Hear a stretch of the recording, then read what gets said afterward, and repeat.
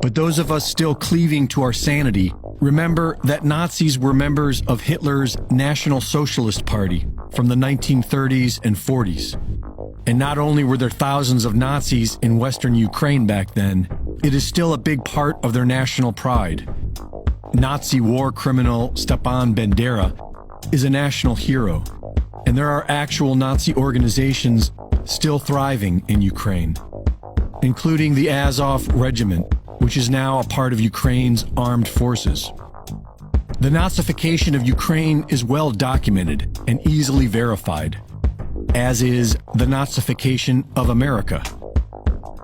During the 1930s, there were many notable Americans who supported the Nazis, such as Prescott Bush, Henry Ford, and Fred Koch, banks such as J.P. Morgan and Chase Manhattan, companies such as General Motors, Standard Oil, Shell, and IBM. Major General Smedley Butler of the U.S. Marines was asked by these powerful entities to help them install National Socialism in the United States. I appeared before the Congressional Committee, the highest representation of the American people, under subpoena to tell what I knew of activities which I believe might lead to an attempt to set up a fascist dictatorship.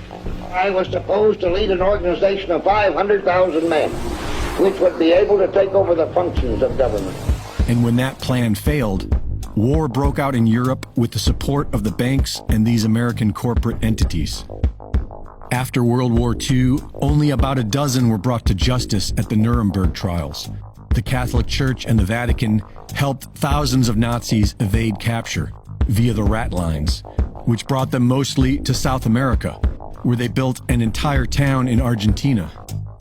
In Operation Paperclip, the United States secretly absorbed thousands of Nazis into the U.S. government, where they led the NASA space program and helped pioneer the military-industrial complex as well as Big Pharma. Many believe that being a Nazi is synonymous with being anti-Jewish, which may have been true in 1930s Germany, but it's complicated. Many high-ranking Nazis themselves, including Adolf Hitler, were Ashkenazi Jews, who can be traced back to the notorious Khazars, who mysteriously mass-converted to Judaism about 1,300 years ago in the region now known as Ukraine. Ashkenazi Jews ran the political Zionist movement in Germany, and for several years, the Zionists were the only political party allowed to operate inside Germany by the Nazis. Both the Zionists and the Nazis wanted their own ethnically pure state, and for years before their final solution, the Nazis helped the Zionists in their efforts to establish the State of Israel within Palestine. It was far more complicated than mere racial hatred.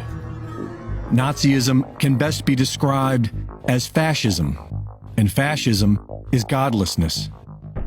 The word Nazi is a made-up slur, but the word fascist can be clearly defined.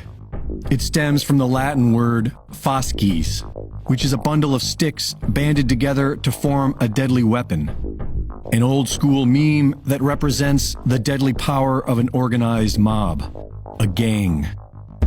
When men lack a personal relationship with God, they inevitably band together out of fear. Submitting to the strong man for a small taste of dominance, they become just another beast in the jungle. And today, we can clearly see this fascist mentality in all of these godless groups.